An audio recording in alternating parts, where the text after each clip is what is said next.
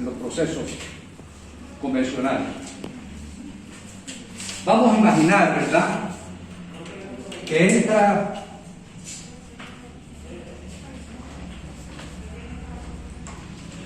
una cierta masa de agua. Podemos imaginar una libra masa para hacer rápido el problema, por unidad de tiempo, a la temperatura de 582.37 Kelvin y a la presión de 641.24 pSI, y sale acá a la temperatura de 841.33 Kelvin y a la presión de salida de 1923.72 pSI. Y me dicen, bueno, ¿cuánto calor se transfiere en esa máquina?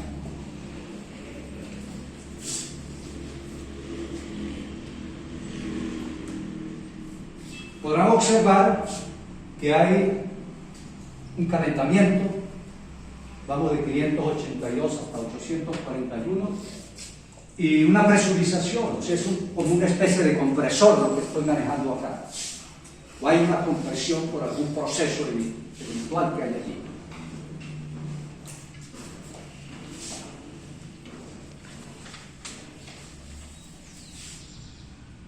Vamos a utilizar la ecuación de Kessler.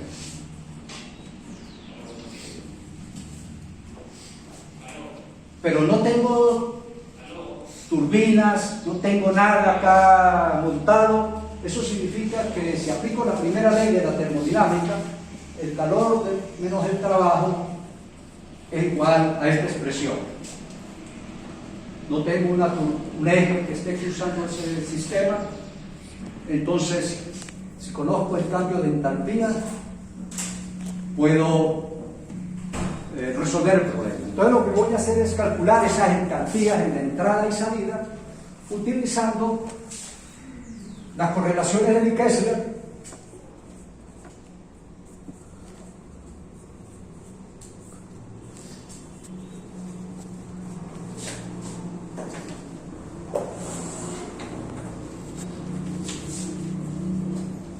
Pero para poder utilizar las ecuaciones de Kessler y calcular la entalpía reducida igual a la entalpía real menos la entalpía ideal,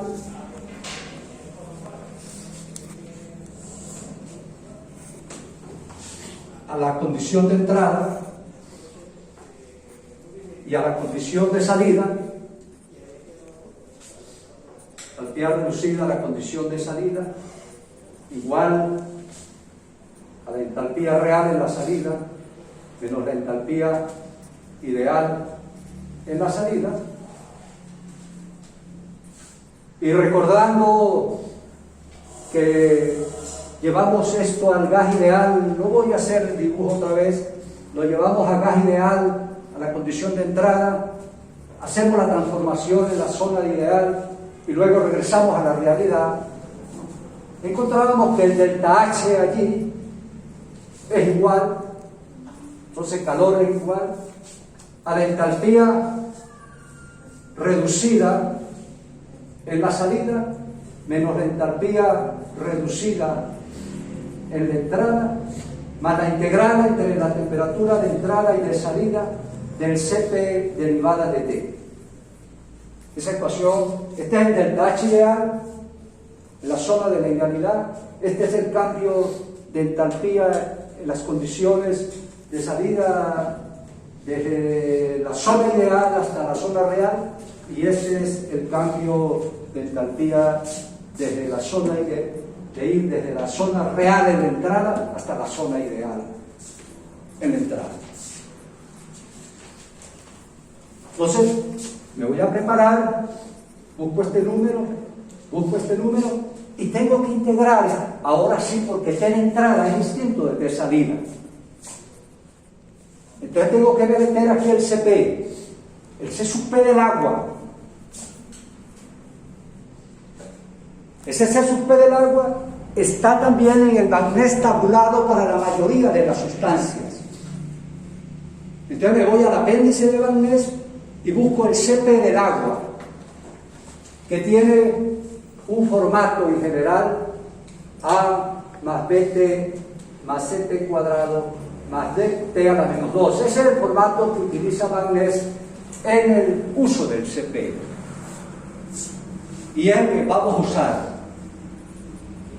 Ustedes podrán haber visto por allá desde el principio de ingeniería química ecuaciones para estimar CP. Hay que tener cuidado cuando uno tenga la ecuación, porque ellas los parámetros A y B dependen de la T que usted maneje aquí, si es Kelvin, si es Rankine, si es Fahrenheit, si es centígrados. Eso es lo único que hay que tener cuidado. Y el formato, como lo presenta el libro, seguirlo para no cometer errores. Entonces vamos primero a buscar estas entalpías residuales en la salida y en la entrada. Bueno, lo primero que tengo que hacer para poder meterme en las tablas de Likert es buscar las temperaturas reducidas, tanto en la entrada como en la salida, y su presión reducida. Entonces, sabemos que T reducida es T sobre T crítico y P reducida es P sobre P crítico. Entonces tengo que buscar primero que nada las temperaturas críticas y presiones críticas. Y calculo esas temperaturas que se utilizan en termodinámica desde ahora y para siempre. Recuerden que están en unidades absolutas. No metan allí grados centígrados ni grados Fahrenheit, Kelvin o Rankine. Los dos dan igual. No importa, porque ese término es en realidad dimensional y es independiente del sistema de unidades, independiente de las dimensiones, etc. Bueno, con los datos que tengo, y yendo a las tablas a buscar las T críticas, uno encuentra, voy a colocarlo aquí, que la temperatura reducida en la entrada es 0.9, 0.90. Y la presión reducida en la entrada es 0.20. En realidad, cuando construí el problema, lo hice de tal manera de que eso diera números enteros y exactos que están ahí en las tablas para no perder tiempo con la interpolación. Igual, si usted calcula la T reducida en la salida, le da 1.30, que está ahí en la tabla, y la P reducida en la salida da 0.6. Entonces tenemos esto y esto, y con eso entramos a las tablas y buscamos todo lo que nosotros necesitemos aquí. Como sabemos cómo es esta ecuación, voy a borrar por aquí esto un poco para poder tener espacio en el pizarrón.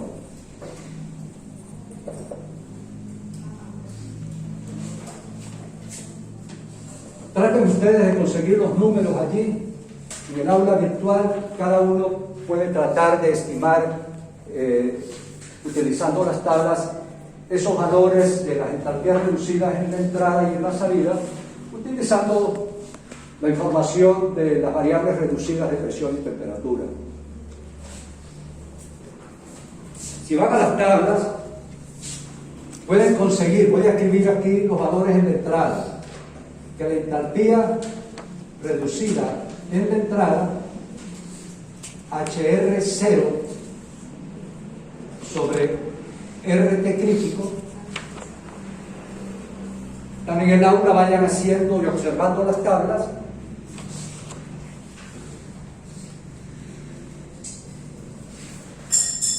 Da menos 0.264. y la entalpía reducida 1 sobre RT crítico da menos 0,38, un número dimensional. Igualmente en la salida buscamos esos valores. Estos son los valores en la entrada. Y acá conseguimos que la entalpía reducida 0 a la condición de salida sobre RT crítico es igual menos 0,399 y la entalpía reducida 1 sobre RT crítico a la condición de salida da menos 0,142.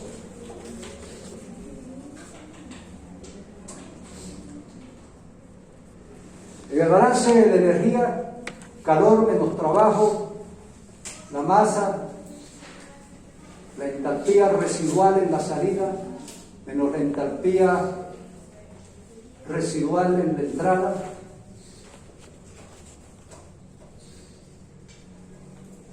más la integral de T sub E hasta T sub S sobre el Ct derivada de T del agua. Lo que me piden es entalpía residual en la salida, pero la entalpía residual en la salida es igual a la entalpía residual sub 0 en la salida más omega por la entalpía en la salida sub 1. Como yo tengo aquí RT crítico, para calcular la entalpía residual sub 0 tengo que multiplicar este número por RT crítico, porque lo que tengo son para poder calcular el número este, que es el que yo en realidad debo incorporar en el balance. ¿Observan eso? Igual acá, la entalpía R sub 1 que voy a multiplicar por omega debe ser igual a este número multiplicado por RT crítico. Y ahí entonces lo que me va a gobernar el sistema de unidades acá es el valor de R que yo use. Como yo quiero comparar con el agua y ahorrar tiempo en el proceso de cálculo, y las tablas del agua lo que me tienen es las que tenemos están en el sistema inglés, pues me voy a ir con un valor de R que me lleve rápidamente al cálculo. Dijimos que R 0.0823 litros por atmósfera Kelvin mol.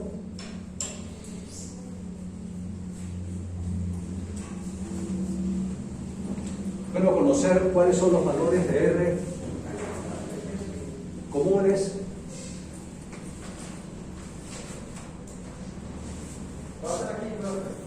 Ok, 8.314 Joule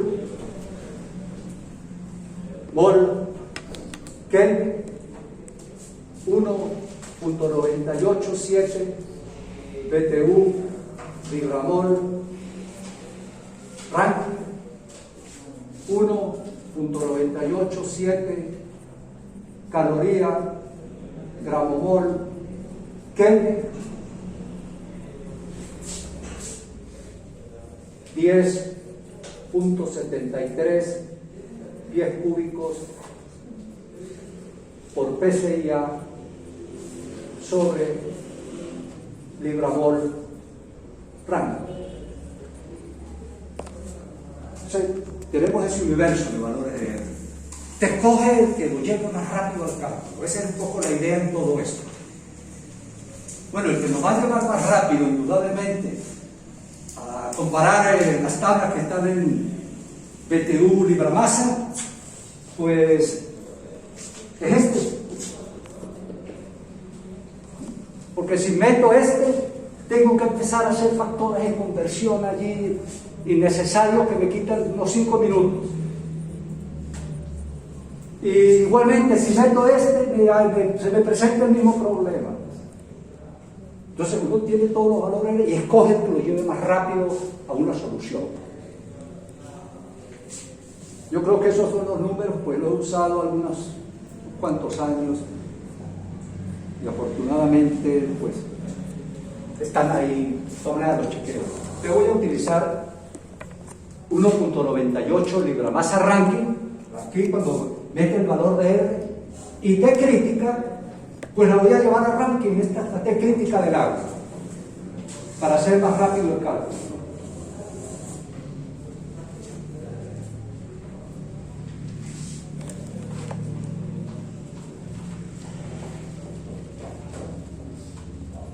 Entonces, vamos a calcular el valor que tengo acá. Voy a poner aquí algunos.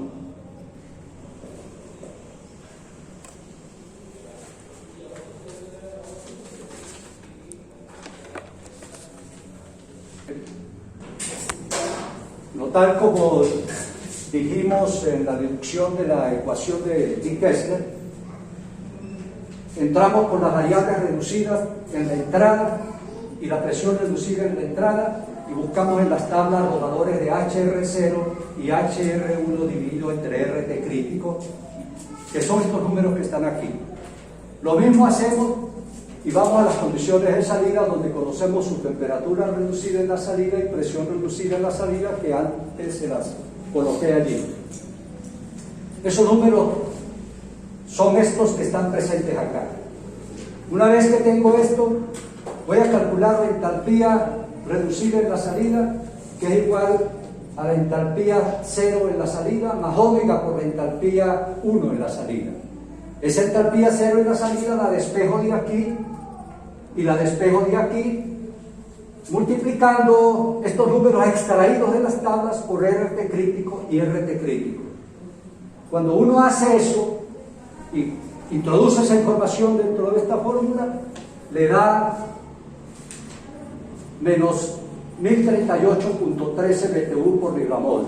Como quiero comparar con las tablas del agua, convierto esas libramoles para expresar eso en libramasa, recorta dividiendo entre el peso molecular del agua y nos da este número que está aquí. Lo mismo hago para la entrada, exactamente igual, y da este número. Ya tengo los dos parámetros importantes, las dos entalpías residuales en la entrada y salida. Para poder seguir el cálculo, bueno, como podrán, vale la pena pues como enfatizar el asunto, es sencillo, comparado a un Rubicon, como hicimos ayer. O sea, basta con meterse en las tablas y seguir paso a paso la formulación de las ecuaciones. Y utilizar un valor de R que sea conveniente para nuestros propósitos. Ya vimos todos esos valores de R. Estamos en el balance y recordando el balance nos falta calcular la integral entre la temperatura de entrada y la salida del CPDT, o sea, la contribución ideal al cambio entálpico en la zona de la idealidad. Entonces acá nos vamos a buscar el CP del agua. Aquí utilicé el siguiente CP, la integral entre la temperatura de entrada y salida de 7.3, el CP del agua que utilicé es 7.3 más. Hay varias versiones. Yo utilicé una sencilla para hacer más rápida la integración. Todo esto derivada de T. Hay versiones más complejas, ¿no?, que tienen una expansión en polinomio hasta T a la menos 2. Esta es muy sencilla porque solamente necesito integrar sobre un T. Y en cambio hay otras que tienen t al cuadrado, t a la menos 2, entonces la integración se me hace muy larga. Acá me dice, utiliza esta expresión y meta t en grados Kelvin.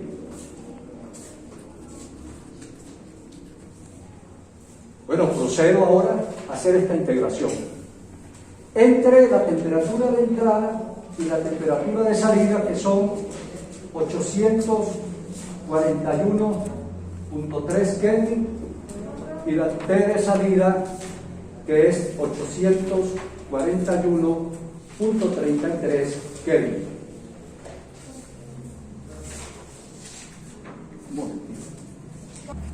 Entonces, utilizando este CP, que es corto, podemos hacer esta integración rápidamente, porque esta integración es quizás lo más complicado dentro del análisis que estamos haciendo cuando las temperaturas son distintas entre la entrada y la salida, es hacer esta integración, porque nos puede llevar tiempo. Entonces hay que utilizar, hay varios CPs publicados en la literatura que son ajustados de manera diferente para poder hacer más sencillo el cálculo. Si yo integro esto, este número nos da 2.343.89.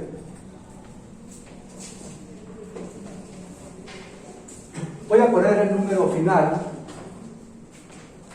convertido ya a BTU por libra masa, que es el que voy a usar. 2.234.59 BTU por libra masa. Voy a ponerle el original y luego la conversión que hice. Para hacer la integración, 2.343.89 calorías mol. Acá el CP sale en calorías mol Kelvin cuando la T se introduce en Kelvin. Siempre la correlación le dice a uno en qué unidades sale el CP si meto la T en tanto. Eso es importante. Entonces, al final, como estoy metiendo el CP en esa versión, me da este número. Luego este número, pues lo llevo a BTU por libra masa, multiplico BTU igual a 252 calorías, me acuerdo de todo esto, un libramol es igual a, bueno, los 18, etc. Recuerdan que un BTU son 252 calorías. Hago esa conversión acá y esto me da 234.59 BTU por libra masa.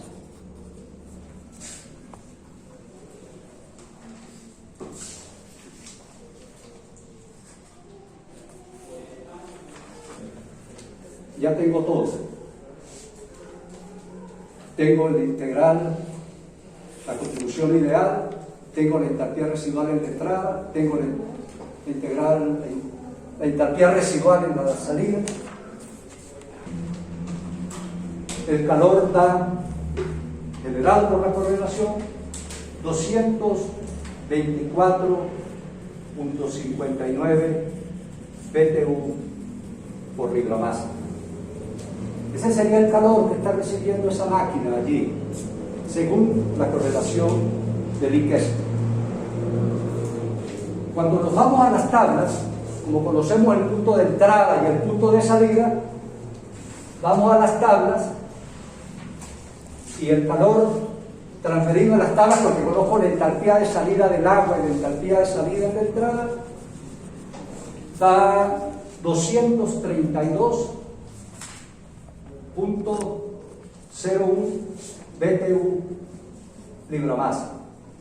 Comparando ambos valores, el tanto por ciento de desviación es 3.1%. Un buen cálculo. Siempre que sean los cálculos menores del 5% son buenos cálculos para propósitos de diseño.